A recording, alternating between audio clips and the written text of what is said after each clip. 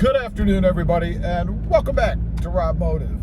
Well, as you can see, and if you watched the last video, then you know I have removed the sport bar from the back of the truck.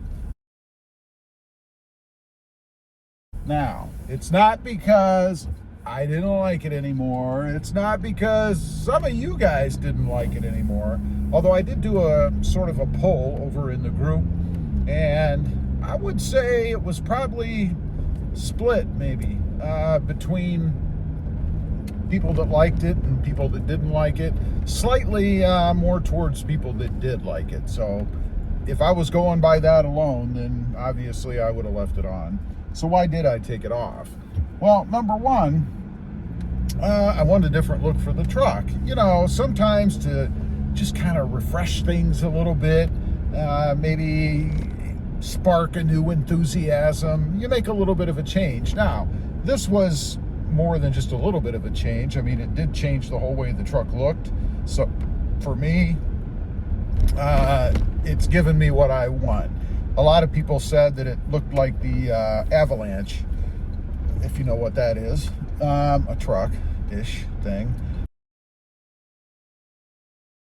But anyway, I can't disagree. It did kind of have an avalanche-y kind of look to it. But nonetheless, I wanted to change up the look a little bit. Number two, I wanted to see if it makes any difference fuel economy-wise. Not that I'm looking for, you know, hyper-miler type fuel economy in my Tacoma. I'm not. I mean, I know it's a truck. I know it's not going to be great.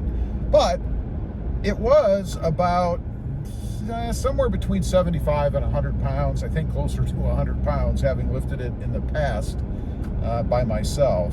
So I've relieved the truck of I think a decent amount of weight. So I would expect that I might see some sort of an increase in fuel economy, because we're not carrying that around all the time. You know, one of the best things that you can do if you're unhappy with your fuel economy is to relieve it of some of its weight, right? Don't carry around things that you don't need. And I obviously didn't need that. It was purely aesthetics for me. I've used it in the past to mount lights and stuff, but this time around I've decided not to do that, at least not with that application. I might do something else down the road. I do like the, what is it, the Trail Hunter or whatever, sport bar or light bar or whatever you want to call it. So it's possible I could do something like that in the future, and it obviously is a lot less pronounced than what I had on the truck, and I'm assuming a hell of a lot lighter. It doesn't look like there's a whole lot to it weight-wise. So for those couple of reasons, that's why it's gone from the back of the truck. Noise-wise, I know a lot of people probably wonder if I got any kind of wind noise or anything from having it back there, and the answer is no, I really didn't. I never noticed any kind of howling or wind rushing by that thing, making any kind of sound. Which again, I guess, is a testament to the quality of the product, because you never want to put anything on, if you can help it, that's going to cause noise. Now, of course, if you're adding some kind of a rooftop tent or camper or something like that, I would assume that you would expect you're going to get some more wind noise and stuff out of that.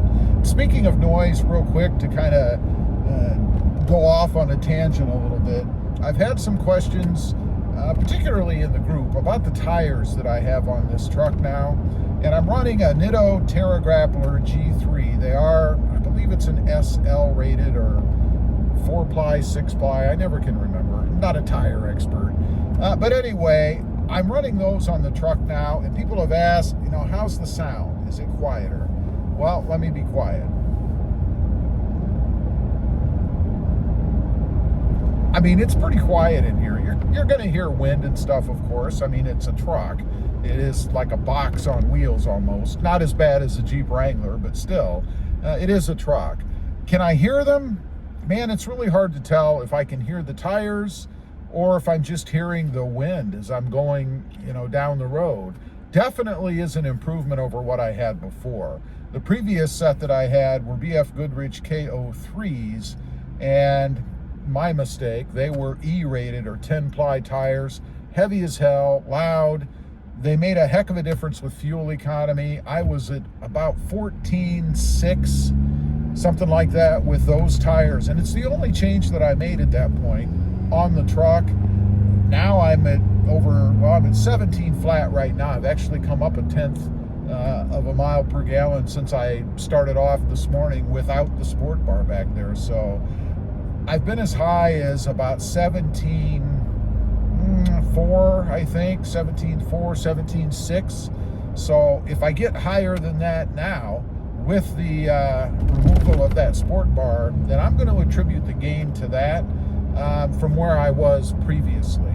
Another thing people have asked, and I'm not trying to do a commercial here, is about the intake from Banks. Does that improve or reduce fuel economy? And for me, when I first put it on, I saw an increase of about 1 to 1.5 miles per gallon, somewhere in that range. Hard to measure 0.5. But I've heard from other people in the group, and these are real users, real people, not coming from me, and Banks does not advertise that their intake's going to give you better fuel economy. But anyway, I have heard from people in the group that have claimed to be getting 2 to 3 miles per gallon better with that intake on. So take that for what it's worth. If I hadn't seen some sort of an improvement myself, I would probably say there's no way, but I've experienced it myself too. So anyway, just to kind of answer that a little bit. So what's the plans going forward? Now we've got an empty naked bed back there. I've had tonneau covers in the past. I have one sitting in the garage right now that in my opinion is a piece of garbage. It leaks, the quality's bad, it's thin, it doesn't really hold locked very well. I mean, I don't really have anything good to say about it. I guess it covers the bed and gives you a false sense of security. But I'll go with something else, and if I do. And this time around, I think I'm probably going to go with the cheapo Tiger brand. I mentioned that in the last video, I think. Only because it's the only one I've ever had that was waterproof. I never had any leaks with that one on the truck. Now, it is vinyl, so obviously from a security standpoint, a cheap dull knife and you're right through the top of that thing. But it does give some water protection, or it does give water protection, at least from my past one. And it's not going to break the bank if you try it out and it didn't work. Who knows? The other thing I've thought about doing is putting a cap on the back.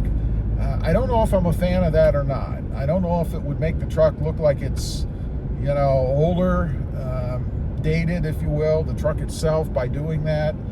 But caps have come a long way, man. You can get them color matched now.